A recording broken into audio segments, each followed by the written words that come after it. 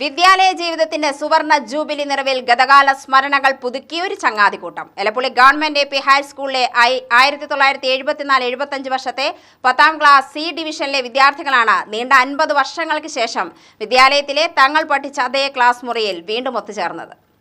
വിദ്യാലയ ജീവിതത്തിന് ശേഷം വിവിധ മേഖലകളിൽ ദീർഘകാല സേവനമനുഷ്ഠിച്ച വിശ്രമ ജീവിതത്തിലേക്ക് പ്രവേശിച്ച ഇവർക്ക് 50 വർഷങ്ങൾക്ക് ശേഷമാണ് ഒരു ഒത്തുചേരലിന് അവസരമൊരുങ്ങിയത്.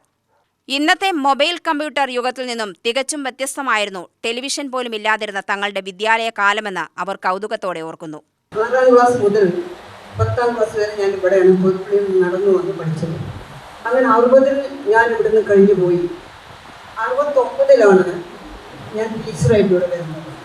അപ്പം എനിക്ക് ജോലി കിട്ടിയിട്ട് 3 വർഷം ആയിട്ടേ ഉള്ളൂ. തേനാറ്റിലാണ്, അതും നടന്നു പോയി പഠിപ്പിച്ചിരിക്കുകയാണ്. അതൊന്നും സൗകര്യമില്ലല്ലോ, വാഹന സൗകര്യം ബസ്സൊന്നും ഇല്ല. അത് നടന്നു മതിയായിട്ടാണ് ഈ സ്കൂളിലേക്ക് ട്രാൻസ്ഫർ വാങ്ങിച്ച് ഇങ്ങോട്ട് വന്നത്. സർക്കാർ സ്കൂളുകളിലെ സൗജന്യ വിദ്യാഭ്യാസം പിന്നീടുള്ള ജീവിതത്തിൽ വിലമതിക്കാനാവാത്ത വഴികാട്ടിയായി.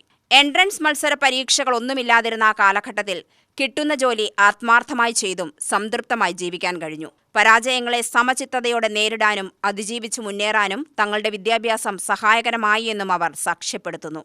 എനിക്ക് ഇങ്ങനെ ഒരു സൗഭാഗ്യം കിട്ടിയല്ലോ എന്ന് ഞാൻ ആഗ്രഹിക്കുന്നു. വളരെ ടീച്ചറെ കണ്ടാൽ തന്നെ എനിക്ക് വല്ലാതെ ഒരു ഇതുപോലെ ആയിപ്പോയി. അത്രയും സന്തോഷമായിപ്പോയി.